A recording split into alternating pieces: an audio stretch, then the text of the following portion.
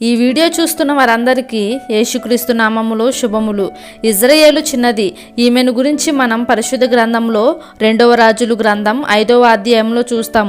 ఈ అధ్యాయంలో ఈ చిన్నదాని యొక్క పేరు గాని తల్లిదండ్రుల యొక్క పేరు గాని ఏ విషయం కూడా వ్రాయబడలేదు. కేవలం ఆమె దేవుని యందు కనపరిచిన విశ్వాసాన్ని మాత్రమే చూస్తాం. ఇక్కడ మనం ఆమె జీవితాన్ని చూస్తే ఒకానొక దినమున ఇజ్రాయేలుల మీద యుద్ధం చేయడానికి సిరియా రాజును దేవుడు పంపిస్తాడు. అలా పంపించినప్పుడు సిరియా రాజు యొక్క సైన్యాధిపతి అయిన నయమాను అనే వానికి ఇజ్రాయేలు రాజ్యం పట్టబడుతుంది. ఇజ్రాయేలులందరూ ఓడిపోతారు. అంత మాత్రమే కాకుండా ఇజ్రాయేలు యొక్క జనాంగాన్ని వీరి దేశానికి బానిసలుగా తెచ్చుకుంటారు. ఇలా సిరియా దేశానికి తేబడినదే ఈ చిన్నది. ఈ చిన్నదాన్ని నయమాను తన భార్యకు సహాయముగా ఉండడానికి తన ఇంటికి తీసుకొని వెళ్తాడు. ఈ చిన్నదానికి తనను తీసుకొని వెళ్తున్న నయమాను యొక్క ఆరోగ్య పరిస్థితి ఏమీ కూడా తెలియదు. కానీ తన ఇంటికి బానిసగా తేబడుతుంది. ఆ చిన్నది బానిసగా వచ్చిన తరువాత నయమాను యొక్క భార్య దగ్గర ఎంతో నమ్మకంగా పనిచేసేది.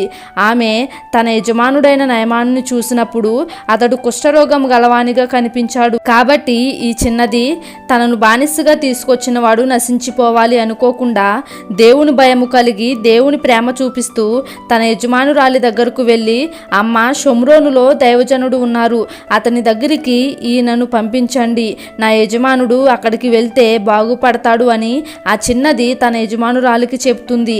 ఆ చిన్న బిడ్డ చెప్పిన మాటను బట్టి నయమాను యొక్క భార్య అతని దగ్గరకు వెళ్ళి అతనికి ఈ చిన్నది చెప్పిన విషయాన్ని తెలియజేస్తుంది.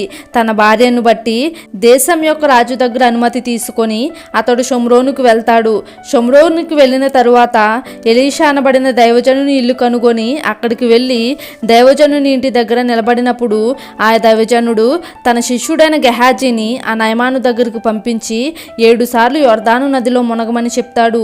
ఈ మాట విన్న నయమానుకి చాలా కోపం వచ్చేస్తుంది. వెంటనే అతడు అన్నమాట ఏంటంటే, అతడు నా దగ్గరికి వచ్చి రోగంగా ఉన్న స్థలం మీద చేతులు ఆడించి కుష్ఠరోగమును పోగొడతాడు అనుకున్నాను. దమస్కు నదులు ఇజ్రాయేలుల దేశంలో ఉన్న నదులన్నిటికంటే ఎంతో శ్రేష్టమైనవి కదా, వాటిలో స్నానం చేసి నేను శుద్ధి పొందలేనా అని చాలా కోపం తెచ్చుకొని తిరిగి వెళ్ళిపోతున్నాడు. అయితే అతని దాసుల్లో ఒకడు వచ్చి, నాయనా, ఆ ప్రవక్త ఏదైనా ఒక గొప్ప కార్యం చేయమని చెప్తే అది నువ్వు చేస్తావు కదా, అయితే స్నానము చేసి శుద్ధుడవు కమ్ము అన్నమాట దానికంటే మేలైనది కాదా అని చెప్పినప్పుడు అతడు పోయి దైవజనుడు చెప్పినట్టు యొర్దాను నదిలో 7 మార్లు మునగగానే అతని దేహం పసిపిల్ల దేహం వలె మారిపోతుంది. అతడు మరలా తన పనివారంతో కూడా దైవజనుడి దగ్గరకు వచ్చి అతని ముందర నిలిచినప్పుడు దైవజనుడు అతన్ని కలుసుకోవడం జరుగుతుంది.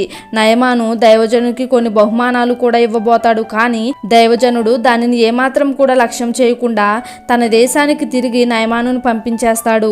ఈ రీతిగా ఇజ్రాయేలు చిన్నది ఒక బానిసగా అన్యదేశ రాజు యొక్క సైన్యాధిపతి ఇంటిలోకి చేర్చబడినప్పటికీ కూడాను తన ఉన్న ప్రదేశంలో దేవుని ప్రేమను చూపించి దేవుని శక్తి ఎంతో తెలియపరచునట్లు ఒక గొప్ప పనికి నడుం కట్టుకుంది. ఒక్కసారి ఆలోచించండి. ఈ చిన్నదాని పేరు అక్కడ వ్రాయబడి లేదు, కానీ ఆమె చేసిన పని ఎంతో గొప్పది.